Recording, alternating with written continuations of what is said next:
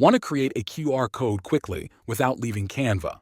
In this tutorial, I will show you how you can make a QR code in Canva in just a few simple steps.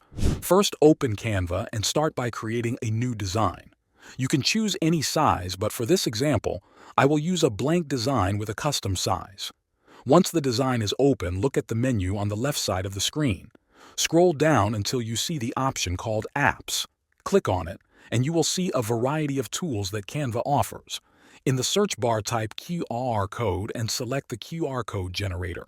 A small window will open where you can paste the link or website that you want the QR code to lead to. For example, if you want the QR code to take people to your portfolio or your shop page, simply copy the link and paste it into the box. Then click the Generate Code button. In a second, the QR code will appear directly inside your Canva design. You can resize it, move it to any part of your design, and even combine it with other graphics or text. When you are finished, you can download the design in any format and use it for printing or sharing online.